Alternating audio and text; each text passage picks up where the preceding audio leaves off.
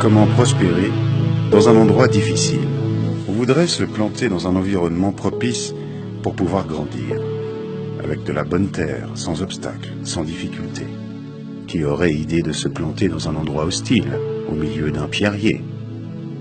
Mais voilà, on ne peut pas choisir le lieu de sa naissance. On peut naître dans une famille dysfonctionnelle, avec des parents qui ne s'entendent pas, dans des familles recomposées. Personne ne choisit son lieu.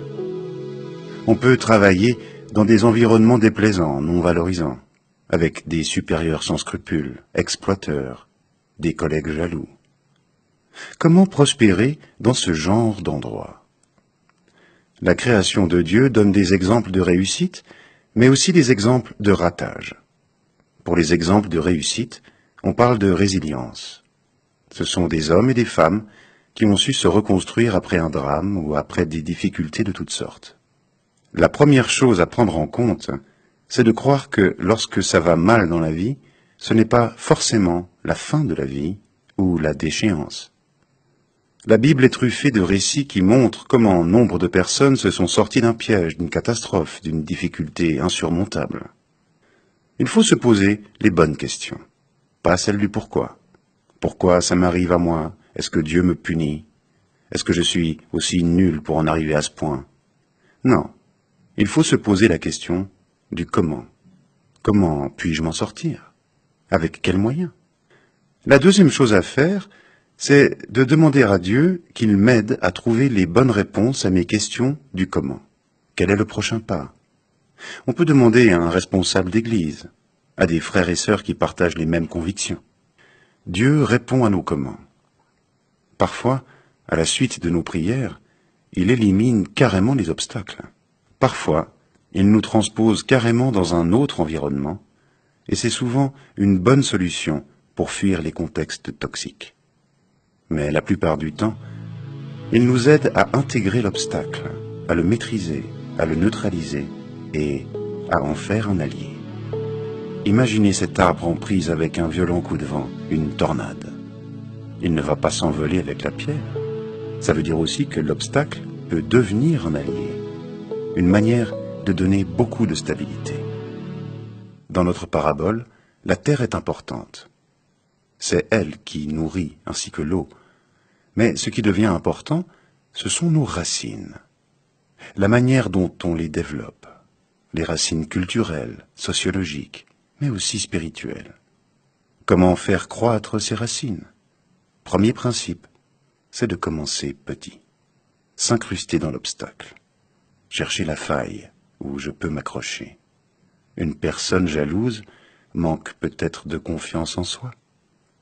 Comment valoriser la confiance de celui qui me barre le chemin? Comprendre la forme de l'obstacle ou du problème pour mieux épouser les formes de celui-ci. Pourquoi telle ou telle personne réagit ainsi vis-à-vis de moi? Si j'ai compris le pourquoi de sa réaction, je peux aussi développer le comment. Hélas, il y a aussi des échecs. On a bien commencé, mais à un moment donné, la vie a basculé, on a pourri sur pied. Y a-t-il un espoir pour celui qui a essuyé un échec de vie? Oui. Parce que, pour Dieu, il y a toujours la possibilité de recommencer des expériences ratées.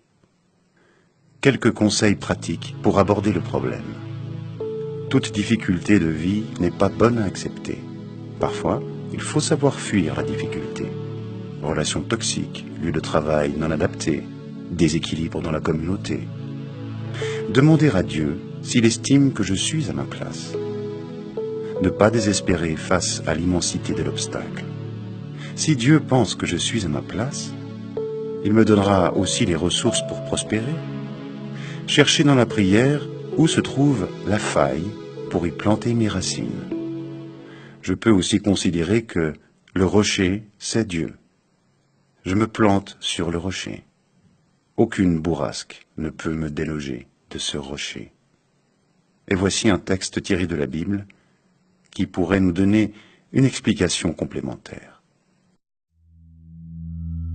Psaume 61. Mon Dieu, je voudrais habiter pour toujours dans ta maison. Ô Dieu, écoute mon cri, sois attentif à ma prière. Quand je suis découragée, du bout du monde, je crie vers toi.